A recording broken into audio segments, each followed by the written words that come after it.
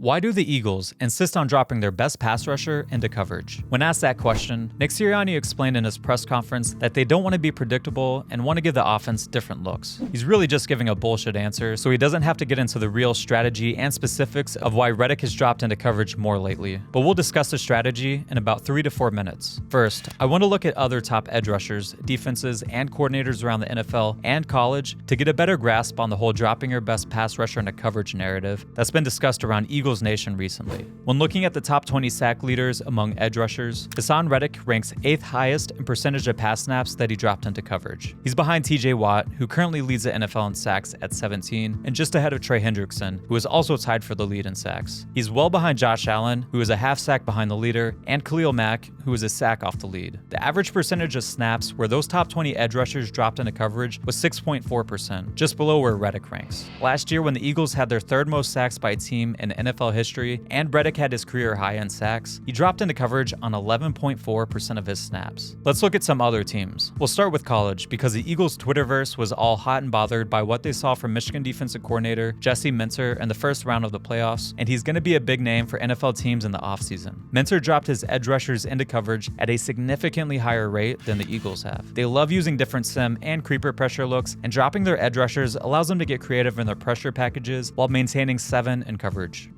Let's look at the greatest coach in college football history. In Nick Saban's defense, their top 2 edge rushers dropped into coverage on 14 and 23% of their pass rush snaps. How about Kirby Smart's defenses at Georgia? Their top edge rushers dropped into coverage between 25 and 37% of plays. Hell, when Nolan Smith was at Georgia, he dropped into coverage on 21% of his pass snaps in 2021 and 14% in 2022. One more college team. Jim Leonhard was considered for an NFL position while serving as the defensive coordinator at Wisconsin, and his name will probably pop up again this cycle. In his final year as a DC at Wisconsin in 2022, his top edge rushers dropped into coverage on 33 and 35% of their pass snaps. Considering college usually leads innovation in the NFL, I'm guessing we'll start to see this bleed into the pro ranks more and more. In the NFL, former Michigan defensive coordinator and red-hot head coaching candidate Mike Macdonald drops his edge rushers into coverage at about the same rate as the Eagles. He dropped that frequency from the 2022 season, but what he has done is drop his interior pass rushers more.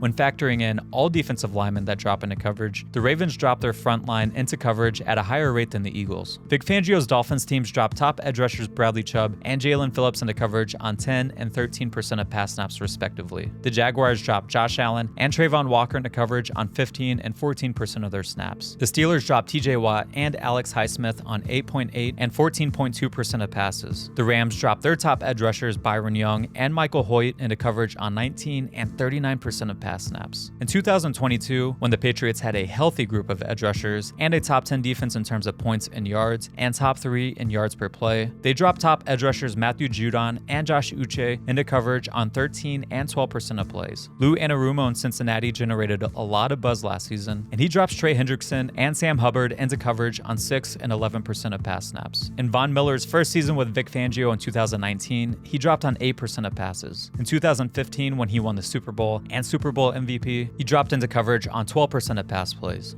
Remember when Khalil Mack was the first player ever to be named first-team All-Pro at 2 different positions in the same season? That wouldn't have happened if he didn't display his versatility by dropping into coverage on 13% of his snaps. I could go on, but top edge rushers dropping into coverage is nothing new. How defenses drop their edge rushers into coverage varies team by team, but having players versatile enough to drop into coverage unlocks different options for a defense. I won't discuss all the tactics other teams use here, as I have an article on my website to accompany this video that discusses other teams. When Haason Reddick came to Philadelphia, he described himself as a weapon, and his Twitter bio still says that. The whole point of having a 240-pound, undersized edge rusher is that he can do the things that your 270-pound edge rusher can't. Guess what is going to happen if a guy like Jesse Minter comes to this defense and sees he has 2 pass rushers like Reddick and Nolan Smith? He's going to drop them into coverage like he's doing in college. Back to the Eagles' strategy. Sirianni gave a half-truth when discussing with reporters about why Reddick dropped into coverage so much. Yeah, they gave a couple looks to try to disguise things or bring pressure from a different spot, but the truth is, it came down to trying to stop the run. Coming into their Week 17 game, the Cardinals were 9th in rushing yards and 3rd in yards per attempt. Go back to game previews from reporters and pundits, and you'll see that stopping the run was highlighted by pretty much everyone. The Eagles decided to utilize their 5-down fronts at a much higher frequency than they did earlier in the season. They did this last year as well, and they were much better stopping the run in their 5-down fronts than their 4-down fronts that season. But here's the thing, any team that is going to live in a 3-4 defense is going to have to either rush all 5 of the defenders in the front, or they have to drop at least one in coverage. This is why you see guys like TJ Watt drop into coverage so much, or Bradley Chubb from the Dolphins, or Josh Allen from the Jaguars. This is why Reddick dropped into coverage so much last year, and why Miller and Mack and hundreds of pass rushers before them have as well. Reddick dropped into coverage on 23% of his pass snaps against the Cardinals. That's the highest in his tenure with the Eagles, but it's not far off from games last year where he dropped into coverage on 21% of plays twice and 19% in another game. Let's look at some plays against the Cardinals to see the issues this team has. The Cardinals came out in 12 or 13 personnel throughout the game, and the Eagles matched by playing their base personnel, especially on early downs, which have a much higher tendency to be a run play. Arizona countered several times by going to spread or empty formations on early downs. Here, the Cardinals are in 13 personnel, which uses 3 tight ends, 1 running back, and 1 receiver. The Eagles naturally come out in base personnel to match, but the Cardinals get into an empty set. Empty causes its own set of problems for a defense. Add in that they're in base personnel, and that only exacerbates the issues. First, let's discuss personnel. The Eagles don't really have a third off-ball linebacker, or currently a first or second off-ball linebacker that should be playing much. So what are the Eagles to do in this situation? They've invested so much in their front for a reason. They expect to play with more defensive linemen or edge players in the mold of a Haason Reddick or Nolan Smith. So when a team gets into a heavy personnel grouping, the Eagles are going to come out in their heavy personnel, which is going to result in situations where one of their edge defenders is going to have to step off the line of scrimmage at some point. This is the same in Pittsburgh or with any other team that sees spread formations while playing a style of defense that these teams do. If the Eagles invested in off-ball linebackers more, then they could come out in a 4-3 and Reddick wouldn't have to drop into coverage. 4-3 defenses generally value bigger, heavier defensive ends,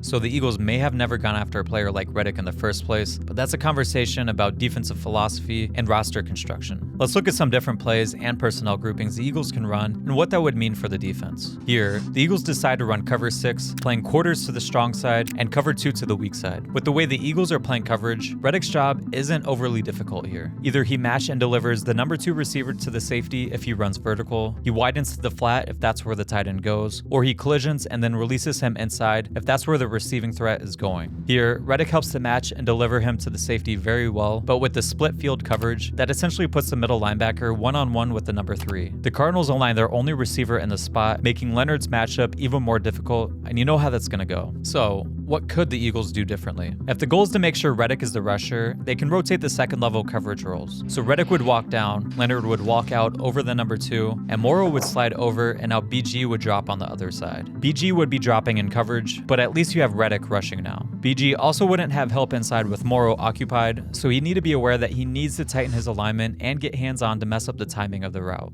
And really, does having Leonard play in the flat and Morrow cover the number 3 really solve the coverage issues? Okay, what if they play cover 3, with Sidney rotating to the middle post and Byard rotating down to the flat? Reddick can move back to the line to rush with BG playing the flat on the other side, while Leonard and Morrow play the hook zones. They could actually play spot drop or match zone coverage this way. With match coverage, you would end up with 3 different sets of eyes on this number 3 receiver in the slot. Now, you would have to build some rules into the defense on the backside with BG, especially if they decided to move this tight end out of the slot.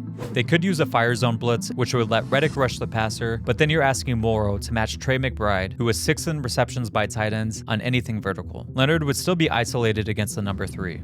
They could also play man coverage and move Bradbury inside on the number 3 receiver, move Leonard to the running back in number 1, and have Kevin Byard or Sidney Brown rotate down on one of the tight ends. That would still force Morrow to cover a tight end one-on-one. There's several other variations we could go over, but you should start to see the dilemma the Eagles are in with their current personnel. Out of the trio of Reddick, Leonard, and Morrow, Reddick is probably the Eagles' best coverage option of that linebacker group. He's also their best pass rusher, but the Eagles should theoretically have several other guys on their defensive front that can pull their weight when Reddick isn't rushing. On that note, the Eagles should flip Jalen Carter so he plays on the right side more often in these 5-down fronts. The defensive tackle on the side of the dropping edge defender has to move from an inside alignment to contain rush, which makes it easier to double team and just harder overall to make an impact when rushing. The opposite defensive tackle often gets the one-on-one opportunity, and too often, it's Milton Williams getting that shot. If Reddick is going to drop in coverage more often than Sweat, then Carter should be the one getting the one-on-one opportunities. I think the Eagles' best option was to use their big nickel package more often when the Cardinals were in 12 and 13 personnel. By swapping out a linebacker for a safety, that gives them much better coverage options. Think about the scenarios we just talked about, but swap out Kevin Byard for Leonard or Morrow. That number 3 receiver is now less of a mismatch if they lined up Byard in that spot. If they did want to run a fire zone blitz, now you would have safeties matching the tight ends vertical. Those are just basic coverage adjustments, but you can get more creative with where you want to line guys and who would drop into coverage and what roles you would have them occupy. They could have gone with their 4-down fronts more often and left Leonard and Morrow out there with the safety to play the nickel role as well to ensure Reddick rushed every play, but again, those two would still be in positions they won't win often. Sirianni talked about giving the quarterback different looks by dropping Reddick into coverage, but their usage wasn't really creative. They were obvious with who was going to be dropping into coverage and didn't force Kyler to think much. I'm all for dropping Reddick into coverage from time to time, as I know the confusion it can create and big plays that ensue from throwing out different changeups, but the Eagles let the Cardinals dictate when and where Reddick would be in coverage. The Eagles have shown over the past 2 years that they don't want Sweat to drop into coverage, so that Reddick will be the dropper most often. The Eagles' reluctance to be flexible or creative with who drops, like what the Dolphins do in dropping their edge rushers, makes them more predictable and easier to scheme against. Now, using lighter personnel does put them at a mismatch against the run, but it's not like the Eagles were stopping them in base personnel anyway. Against 12 and 13 personnel, the Eagles did come out in standard nickel with Maddox or big nickel with Byard and Sidney Brown on 6 plays, with 4 being runs. They gave up gains of 2 and 3 yards on 2 plays, while giving up another 11 and 16 on 2 others. Pretty much standard for anything they tried to do. They also gave up 26 and 11-yard completions on the only 2 pass attempts. Many of the big plays spoke to much larger issues, such as bad communication leading to improper alignments, overall sloppy technique, or the Cardinals finding the mismatch in coverage despite the lighter personnel usage, which is what the problem is with this defense. It's week 17 and they still can't get lined up correctly, or they're still doing stupid stuff like losing contain against both the run and the pass. They also have such a big hole at linebacker that it doesn't really matter what personnel they come out in, they can still be exposed. Hopefully Cunningham's return can help ease some of their issues, but if we're heading into the final week of the season hoping Zach Cunningham solves our defensive issues, then that should tell you all you need to know about the state of this Eagles defense.